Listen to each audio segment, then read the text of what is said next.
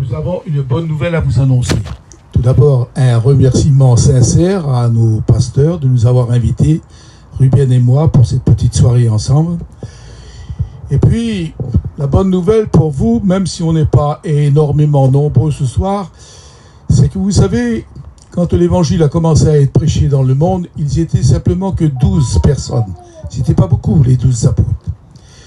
Et ces 12 garçons, sans aucune grande instruction, ont bouleversé leur génération. Le monde de l'époque a été bouleversé par 12 garçons. Alors ce soir, nous avons devant nous une trentaine de personnes qui peuvent être des hommes et des femmes de qualité et qui peuvent remplir les conditions que la parole de Dieu veut leur donner. Vous savez, quand ils ont commencé, ces hommes-là, à servir Jésus-Christ, ils n'avaient pas les moyens que nous avons nous aujourd'hui. Ils avaient certainement 1000 fois moins que nous et ils ont réussi à faire 1000 fois plus. On est beaucoup en train pour nos déplacements aujourd'hui. On a des voitures, on a des trains, on a des avions. Eux, ils avaient que leurs jambes. Et faisant ces milliers de kilomètres et par tous les temps, des infatigables marcheurs, ils ont prêché la parole de Dieu.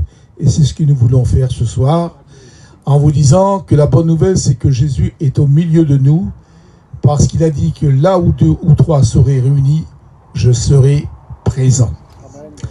Alors je voudrais rappeler ce soir, pour être dans une très grande simplicité, une déclaration que l'ange Gabriel a fait un jour à la Vierge Marie. Vous savez que ce jeune couple, qui n'était pas encore marié, vivait en Galilée, là-bas en Israël, et dans une petite bourgade qui s'appelait Nazareth. Et puis un beau jour, un ange de Dieu est descendu du ciel et trouvé ces jeunes filles en lui disant la nouvelle de sa vie.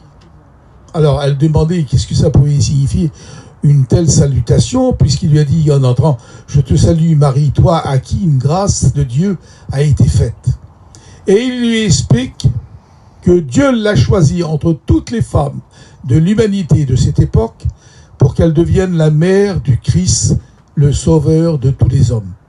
Et puis la petite Marie qui n'était pas encore mariée, elle se dit « Mais comment se fera-t-il puisque je ne suis pas encore mariée ?» Et la réponse de l'ange a été « Le Saint-Esprit viendra sur toi, la puissance du Très-Haut te couvrira de son ombre. C'est pour ça que le Saint-Enfant qui naîtra de toi sera appelé Fils de Dieu. » Et en la quittant, l'ange va lui faire une déclaration, et c'est celle-là que je voudrais vous lire, dans l'évangile de Luc, où Dieu qui a envoyé cet ange lumineux pour apporter cette nouvelle qui allait bouleverser le monde entier, en lui disant « Rien n'est impossible à Dieu. » Ce qui veut dire que les choses qui n'existaient pas, Dieu les a déclarées qu'elles peuvent exister. Alors, nous qui sommes chrétiens, nous savons que le monde dans lequel on vit a été créé par les mains de Dieu. Dieu a créé le ciel, la terre, les montagnes, la mer. Il a créé aussi des hommes, les femmes. Ce qui veut dire que rien ne lui est impossible. Et pourtant, frères et sœurs et amis, j'aimerais vous montrer ce soir très rapidement qu'il y a 4 choses que Dieu ne peut pas faire et qu'il ne fera jamais. Alors, je pense que les chrétiens réagissent. Mais frère Tarzan, Dieu est capable de tout. Il ressuscite les morts, il guérit les aveugles, il fait marcher les paralytiques. Il a créé la terre, il a lancé de sa main les étoiles dans le ciel. Et là, tu dis que lui, il ne peut pas. Oui, il y a 4 choses que Dieu ne peut pas faire. Et pour que vous le compreniez, je voudrais d'abord vous parler du caractère de Dieu. Et c'est là qu'on va découvrir quelque chose de tout à fait particulier quand l'apôtre Paul est en train d'écrire à l'église de Corinthe et qu'il leur dit, vous savez, frères, vous qui avez été appelés, vous n'avez pas des grandes personnalités chez vous. Et il ajoute, mais Dieu a choisi les choses folles du monde pour confondre les sages. Dieu a choisi les choses faibles. On est en train de découvrir dans cette déclaration de cet apôtre le véritable caractère de Dieu qui, lui, ne regarde pas comme nous, parce que nous, les hommes, on regarde souvent à ce qui est apparent des yeux, mais Dieu, lui, regarde d'une façon différente. Il regarde les cœurs. Alors voyez-vous, un jour, pour sauver son peuple qui était dans l'esclavage depuis 430 ans, Dieu va choisir quelque chose vraiment d'insignifiant, de rien du tout. Un bébé qui se trouve dans un panier. Un bébé qui a à peu près 6 mois et qui pleure. Mais qu'est-ce que ce bébé fait dans un panier? Il se trouvait que les ennemis du peuple de Dieu, qui étaient à cette époque les Égyptiens, avaient fait une grande offrande à leur Dieu qui était le Nil, et ils jetaient vivants tous les bébés nés qui naissaient parmi les Hébreux et les jetaient dans le fleuve. Alors essayez d'imaginer des milliers d'enfants qui étaient en train d'être noyés et qui par la suite étaient dévorés par les crocodiles du Nil, ce qui veut dire que les eaux de ce fleuve étaient devenues couleur de sang, et là les Égyptiens se réjouissaient parce qu'ils avaient fait une offrande à leur Dieu. Et sur ce même endroit, alors que des milliers de petits enfants, garçons, étaient en train d'être dévorés par ces monstres, le bébé qui est dans le panier, il semble que les monstres ne le voient pas. Mais qu'est-ce qui se passe? Qu'est-ce que ce bébé a de particulier pour que des crocodiles n'en veulent pas? Alors, approchons-nous un petit peu plus près et nous allons découvrir, frères et sœurs, et surtout pour nous chrétiens, cette merveilleuse façon que Dieu a de voir les choses, car depuis son ciel de gloire, Dieu a les yeux fixés sur ce panier en voyant cet enfant qui pleure, parce que rien n'échappe au regard du Seigneur. Il sait que cet enfant deviendra plus tard le libérateur de son peuple, et que déjà au futur, dans ce même panier, se trouvera les 5 premiers livres que Moïse, parce que c'est lui qui écrira bien plus tard. Voyez-vous, il y a de nombreuses années, quand je relisais ce texte, je pensais à la personne, soit l'homme ou une femme, qui a pu tresser ce panier. Qui est-il? La Bible fait silence, on ne le sait pas. D'autant plus que cette histoire de panier a suscité un intérêt tout à fait particulier et qui va vous encombrer à vous chrétiens ce soir dans votre bonne conscience. Il s'agit là du prophète Jérémie. Dieu demande à Jérémie de déposer devant le temple de l'Éternel 2 paniers remplis de figues. C'est de la foutaise, c'est de la bêtise.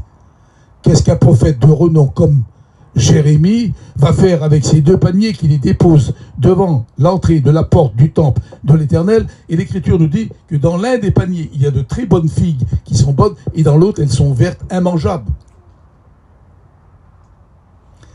Quel est le message que Dieu veut communiquer à son peuple par l'intermédiaire de ces 2 paniers? On essaie dans l'imagination qu'une main qui sort et qui va saisir l'un de ces paniers, et il se trouve qu'à l'intérieur de ces paniers se trouvent les bonnes figues et les mauvaises sont restées dehors. Il en sera de même le jour où Dieu, dans sa grâce, enverra son Fils bien-aimé pour venir chercher son Église. Les bons fruits seront pris, les mauvais seront laissés. Et c'est là que la parole de Dieu intervient quand elle dit: en cette même nuit-là, de 2 personnes qui sont dans le même lit, l'une sera prise et l'autre laissée. Nous voulons ce soir vous donner cette chance, à vous qui ne connaissez pas encore Jésus-Christ, de faire partie du bon panier où il y a les bons fruits, de manière à être pris le jour de cet événement grandiose qui, espérons-nous, arrivera très bientôt. Parce que dans ce monde de corruption, on en a marre de vivre. Regardez le monde dans lequel on vit. On vit dans un monde de mensonges, un monde de tromperie, où tout est bafoué. Il n'y a plus de valeur morale, il n'y a plus de respect, il n'y a plus rien maintenant. On dirait que les gens, le seul Dieu qu'ils ont maintenant, c'est l'argent. Eh bien, voyez-vous, Dieu était en train de prévenir son peuple par des choses simples. Dieu a choisi les choses simples du monde pour confondre les sages. Pour ce peuple qui allait être libéré de 430 ans d'esclavage, eh bien, un bébé dans un panier. Et pour montrer aux chrétiens l'importance qu'il y a d'être dans le bon panier, c'est d'être ce fruit comestible dont Dieu veut que nous soyons. Voyez-vous, bien plus tard, quand Jésus fera l'évangélisation dans son pays qui s'appelle la Palestine, il se trouvera devant une foule innombrable de plus de 5000 hommes, sans compter femmes et enfants, qui seront affamés puisque depuis 3 jours, ils n'ont pas mangé. Jésus fera ce qu'on appelle la multiplication des pains. Et une fois qu'ils auront tous mangé, rassasiés, il dira: récoltez tout ce qui reste. Et il se trouve qu'il y avait là 12 paniers qui ont été remplis de la nourriture qui restait, du pain et des poissons. Et nous savons, nous, qu'il y avait 12 apôtres. Et ces 12 apôtres ont eu chacun un panier plein pour manger. Il n'y a que Jésus qui s'est oublié dans l'affaire. Donc, vous voyez, cette histoire de simplicité de panier nous montre de grandes choses importantes. Et on ne sait pas qui ont fait ces paniers, mais une chose est certaine, c'est que la parole de Dieu dit que Dieu n'est pas ingrat pour oublier votre travail, même s'il est petit. Alors, ne vous découragez pas, frères et sœurs. Le peu que vous pouvez faire pour l'œuvre de Dieu, faites-le avec courage, avec dévouement, parce que vous ne perdrez pas votre récompense. Alors les années vont se suivre et nous allons découvrir qu'un jeune homme qui est recherché par toute une bande d'assassins et qui veulent le mettre à mort. C'est un jeune homme qui enseigne la parole de Dieu, qui est tout jeune. Il a à peine 30 ans. Et il se réfugie dans une ville qui s'appelle Damas, en Syrie. Cette ville est bâtie sur une hauteur de 670 mètres. C'est grand. Et là, tout au long des murailles, en bas se trouvent des jardins où on remonte les légumes à l'aide des grandes cordes. Et puis comme toutes les portes de la ville sont gardées par les assassins qui veulent tuer ce garçon, alors les chrétiens de la ville, ils ont une idée. On va faire descendre ce fameux garçon-là pour qu'il échappe à la mort. On va le mettre dans cette grande corbeille et avec des cordes, on va le descendre tout au long de la muraille pour qu'il échappe à la mort.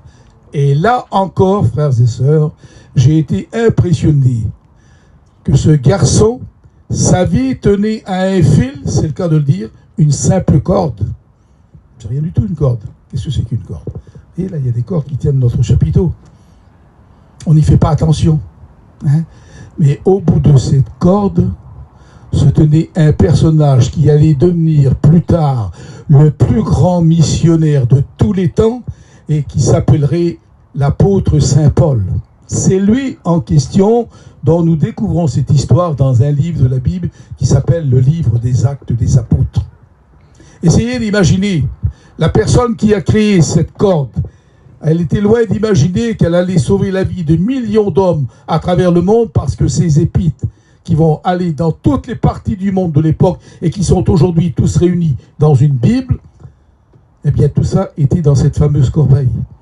Donc, qu'est-ce qui est de plus insignifiant et plus simple qu'un panier, une corbeille et une corde? Eh bien, Dieu s'en est servi. Vous allez dire, mais où est-ce que tu veux en venir avec des choses simples? Eh bien, vous rappelez, chers frères et sœurs, que pour nous, les gens du voyage, nous avons été certainement les gens, et nous le sommes encore d'ailleurs, les plus méprisés de la terre. Il n'y a pas grand-chose qui est fait pour le peuple gitan. On ne mettra pas une statue en disant ce frère un tel ou ce monsieur un tel a fait telle ou telle chose. Dès qu'on parle de nous, gitans, voleurs, sales et tout ce que vous voulez. Vous avez remarqué? Quand on a un petit terrain, ben les municipalités font tout pour qu'on fout le camp. Ils ne nous veulent pas. On est aimé de nulle part. À telle enseigne que même l'évangile nous a été caché pendant presque 2000 ans. Est-ce que vous comprenez? Alors que les églises, qu'elles soient catholiques ou protestants, ils avaient envoyé des missionnaires dans toutes les parties du monde, en Afrique, en Océanie, en Australie, même vers les aborigènes, ils sont venus avec un os dans le nez, vous avez remarqué? Eh bien eux, ils étaient plus au courant de la Bible que nous. Il a fallu que nous attendions, nous, les années 1950, il y a moins de 80 ans. Ce qui veut dire que les gitans ont été les oubliés de l'Église. Alors, comment Dieu allait se servir de quelque chose pour nous amener à nous, les gens les plus jetés? Un bout de papier, un prospectus. Une femme, parmi les Duville, était en train de faire son marché, un fameux jeudi de l'hiver 1949. Et puis elle reçoit ce papier qui est parlé de l'amour de Dieu, etc. Voici la réponse. C'était ça le texte. Et voyez-vous, quelque temps après, un de ses fils tombe malade. Il a 21 ans. Il est condamné par la science de l'époque. Pas de guérison. Quand la mère se souvient du bout de papier, où il était écrit qu'on prie pour les malades. Et elle est allée là-bas. Et le serviteur de Dieu est venu prier pour ce garçon. Et à partir de ce jour, ça a été l'explosion parmi notre peuple, parce qu'actuellement, dans notre mission, on approche les 200 000 conversions. 3 000 pasteurs qui prêchent avec des petites tentes comme ça. Tout ça, on peut le résumer avec un seul mot: miracle. Dieu choisit les choses faibles du monde. Qu'est-ce que c'est qu'une feuille de papier? En plus d'une femme qui ne sait pas lire. Elle aurait pu froisser ce papier-là et puis jeter par terre. Mais de son ciel de gloire, Dieu veillait sur ce prospectus parce qu'il allait être la réponse à la situation désespérée de notre peuple qui allait en enfer parce qu'il ne connaissait pas Jésus-Christ. Alors vous voyez que ce Dieu magnifique que vous faites la connaissance, maintenant ce Dieu tout-puissant, je vais vous montrer qu'il y a 4 choses qu'il ne peut pas faire et qu'il ne fera jamais.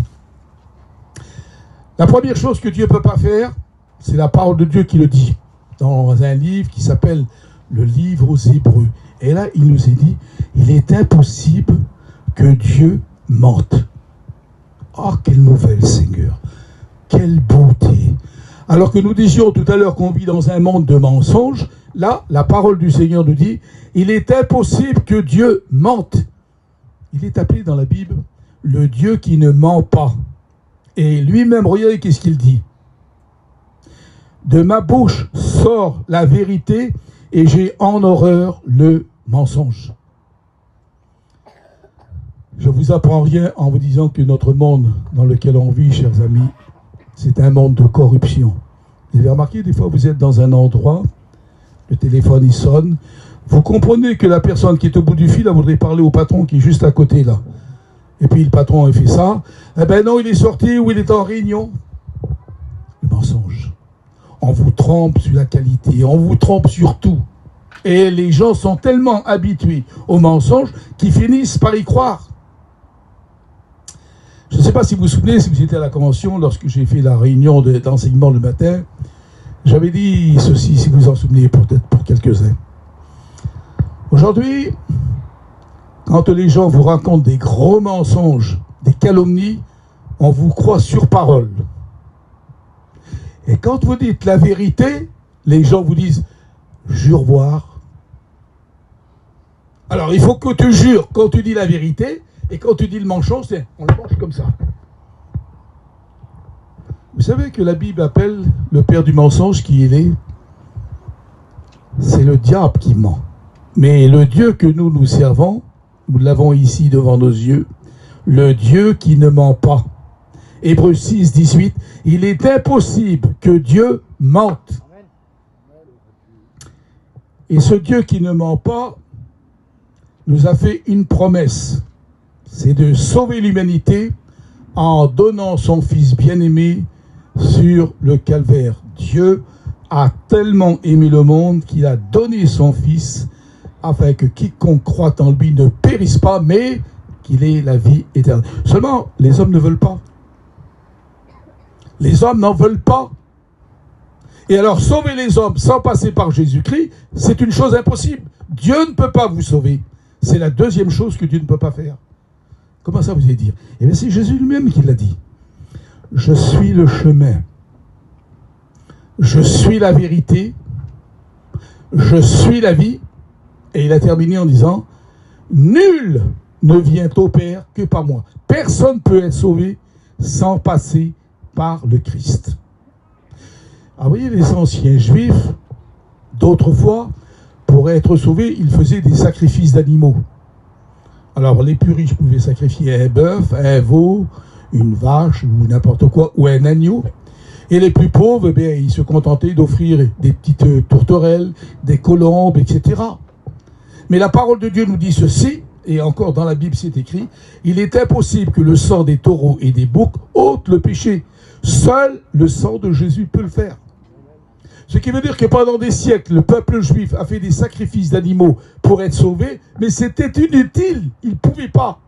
Il était impossible que Dieu pardonne les péchés par le sang des taureaux ou des autres animaux. Seul le sang de Jésus-Christ avait ce pouvoir. C'est pour ça qu'il a dit, nul ne peut venir à moi et nul ne peut aller au Père s'il ne passe pas par moi. Autrement dit, dans ce verset, on pourrait le résumer comme cela. Je suis le chemin, mais vous ne me suivez pas. Je suis la vérité, mais vous ne me croyez pas. Alors, si vous êtes malheureux, ne me le reprochez pas. Or, il se trouve aujourd'hui que sur le banc des accusés, c'est Dieu que le monde met. Et on frappe du poing en regardant vers le ciel. Ah, s'il y avait un bon Dieu, il n'y aurait pas ça, il n'y aurait pas ceci, il n'y aurait pas cela. Alors un jour, je discutais avec un gars, Joe. C'est à l'époque où je faisais la radio, ça remonte à presque 50 ans. Et j'essayais de convaincre ce monsieur qui était bien, qui était distingué. Et c'est là qu'il m'a dit, vous savez, monsieur le pasteur, s'il y avait un bon Dieu, eh bien, il n'y aurait pas toutes les guerres, les problèmes, les famines, les viols, et tout ce que vous pouvez imaginer. Et d'un seul coup, le Seigneur m'a donné la pensée. J'ai dit, admettons que vous aviez raison, monsieur. Allez, disons que vous avez raison. Les chrétiens ont tort. Dieu, c'est une invention. Dieu n'existe pas. Alors il me regarde, il était étonné. Je dis, oui, disons que Dieu n'existe pas. Maintenant, dites-moi, monsieur, qui fait les guerres? Qui fait les assassinats? Qui fait toutes ces vilaines choses que vous avez dit? Mais il a dit, monsieur le pasteur, ça c'est nous les hommes qu'on les fait. Je voyais, vous-même vous répondez que c'est pas Dieu. Dieu est innocent. C'est nous les hommes qui faisons ça. Dernièrement, je regardais un reportage à la télévision sur TF1 qu'on était en train de détruire des tonnes et des tonnes de nourriture, de fruits, de légumes pour ne pas baisser les prix. Vous ne croyez pas que ça aurait été plus avantageux de donner tout ça aux pauvres malheureux du tiers-monde? Eh bien non, pour ne pas baisser quelques centimes de prix, les fermiers préfèrent détruire des centaines de tonnes de nourriture pour ne pas baisser les prix. C'est un monde qui est comme ça aujourd'hui, un monde égoïste qui pense qu'à lui. Eh bien là, on vient de découvrir, voyez-vous, deux choses. Dieu ne peut pas mentir. Dieu ne peut pas sauver les hommes si on n'accepte pas Christ comme sauveur personnel. Troisième chose que Dieu ne peut pas faire, c'est de voir vos péchés s'ils ont été pardonnés par le sang précieux de Jésus-Christ. Dieu dit dans sa parole, je ne me souviendrai plus de leurs péchés. Nous avons ça, cette déclaration dans le livre du prophète Michée. Dieu pardonne, dit-il, et il oublie les péchés. Voyez-vous, chers amis, je ne vous apprends rien en vous disant que les hommes comme les femmes ne sont pas capables d'oublier le mal qu'on leur a fait. On y pense pratiquement toute sa vie. Même si on dit je te pardonne, mais on sait que la personne en question, elle nous a fait terriblement de mal. Or, Dieu possède, lui, cette faculté d'oublier le mal qu'on a fait quand ce mal a été purifié, lavé par le sang précieux de Jésus-Christ. Je me souviens d'un témoignage que j'ai déjà raconté dans une de nos églises, je ne sais plus laquelle. Nous étions en 1964 partis pour évangéliser la Finlande. Et pour aller dans ce pays, nous avons dû monter sur un bateau pour traverser toute la mer du Nord pour aller dans la Scandinavie. Et je me souviens d'une déclaration du capitaine du bateau qui disait à tous les navigateurs qui étaient là, nous sommes en train de passer à l'endroit le plus profond de la mer du Nord. Et comme j'avais un vieil ami qui était avec moi, je l'ai attiré au devant du bateau. Et je lui ai demandé de regarder en bas. Alors il s'est penché, regardez, et puis les vagues du bateau se brisaient sur le devant. Il disait, je vois rien. Alors j'ai crié, Alléluia. Il dit, qu'est-ce que t'as, t'es fou? Je dis, non, regarde bien, t'as pas bien vu. Alors il s'est repenché de nouveau, il regardait, il dit, mais je vois toujours rien. Et je criais plus fort, Alléluia. Il dit, mais tu vas m'expliquer ce que c'est? Je dis, oui. Il est écrit que Dieu a pris nos péchés. Je dis, bah non. Et il les a jetés tout au fond de la mer, et il ne s'en souvient plus. Eh bien, voyez-vous, les chrétiens et les chrétiennes qui ce soir sont sous cette petite tente, ceux et celles qui ont fait la paix avec Dieu, eh bien, Dieu a oublié leur passé. Tout est effacé. Ils sont en train de vivre une vie nouvelle à la gloire de Dieu. Et ça, c'est le miracle du Seigneur. Il ne se souvient plus de ce qu'ils étaient avant, mais il se souvient de ce qu'ils sont maintenant. Amen. Je ne me souviendrai plus jamais de tes péchés. Ézéchiel 33. Quelle beauté, Seigneur. Dieu a oublié le mal qu'on a fait. Et puis pour terminer rapidement, la quatrième chose que Dieu ne peut pas faire, qu'il fera jamais, la Bible nous dit, c'est de nous abandonner si on reste fidèle. Dieu ne nous abandonne pas. Nous, on peut abandonner les gens. Regardez ce que la parole de Dieu dit. Même si ton père et ta mère t'abandonnent, moi, l'Éternel, je ne t'abandonnerai pas. Vous savez, aujourd'hui, dans le monde païen, il y a bien des couples qui abandonnent leurs enfants pour les orphelinats. Bien des mères de famille ont aussi passé à abandonner leurs enfants devant les églises parce qu'ils n'arrivaient pas à l'élever, ou c'était la honte de la famille. Alors on a abandonné le bébé. Mais Dieu, lui, Il n'abandonne pas les siens. Il a dit, je serai avec vous jusqu'à la fin du monde. Alors, chrétiens, chrétiennes, permettez-moi de vous dire ce soir, dans ce siècle de tourments que nous vivons, nous sommes en train de vivre des instants cruciaux.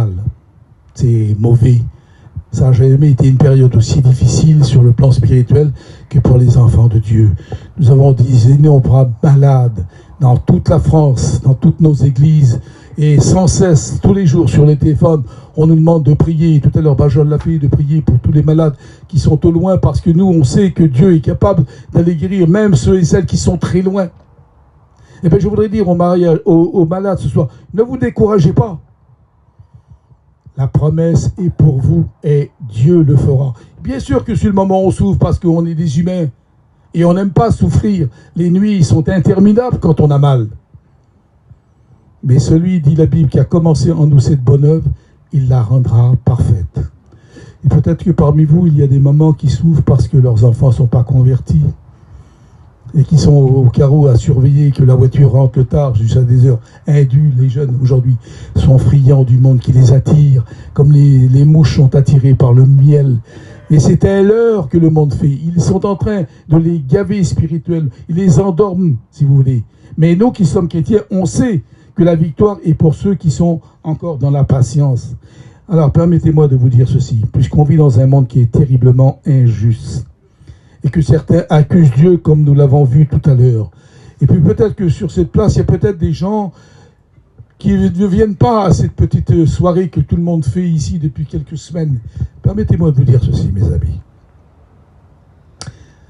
Cette petite tente, on ne peut pas dire qu'elle a la valeur d'un chapiteau de 120 mètres comme nous avons dans nos conventions. C'est quelque chose de simple, quelque chose de vil pour certains. Qu'est-ce que c'est ça? Un petit chapiteau de 4-5 mètres. Seulement ici est dit la vérité. Ici se trouve la solution aux problèmes des hommes et des femmes, si vous voulez la mettre. Regardez la crèche dans laquelle Jésus est né. Combien de gens ont passé devant cette crèche?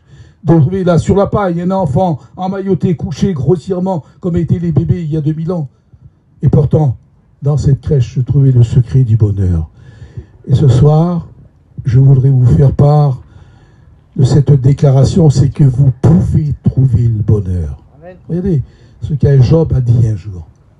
Qui me fera voir le bonheur? On comprend avec les problèmes qu'il avait eus. Il avait perdu ses 10 enfants.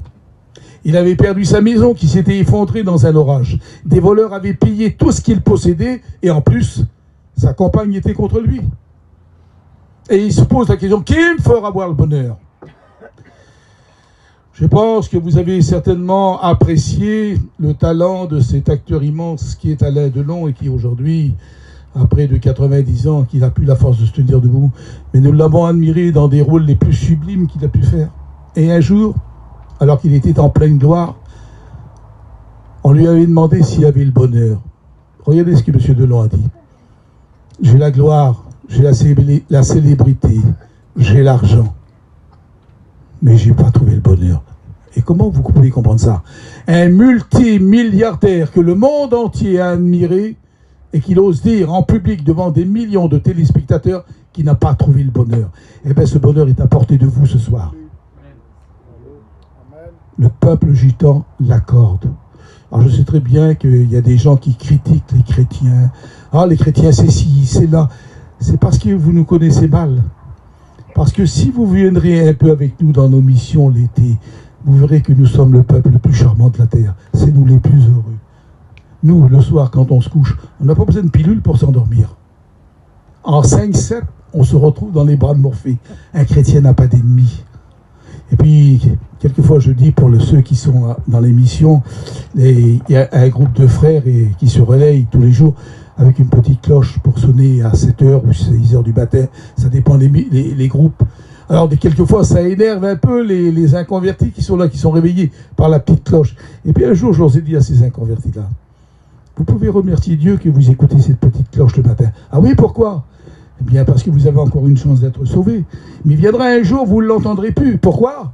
Parce que l'Église sera partie. Et là, malheur à vous. Eh bien, pendant qu'il est encore temps, à ceux qui sont encore hésitants, ne tardez plus. Ne sortez pas de cette chaise sans avoir réglé cette question, Seigneur. Et si c'était vrai ce que disent ces chrétiens, mais bien sûr que c'est vrai. Regardez, dans quelques jours, là, la semaine prochaine, ça fera 69 ans que j'ai été baptisé. Essayez d'imaginer, le 14 août 1955, vous croyez que j'aurais mis 70 ans à m'en rendre compte si on m'avait trompé ou abusé? Mais non, bien sûr qu'il y a des problèmes dans la vie, comme tous les hommes.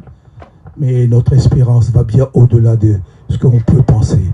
Alors ce soir, pendant que vous serez dans votre lit, réfléchissez à tout ce que vous avez écouté, aussi bien par les témoignages que par les chants, que par le message de la parole de Dieu.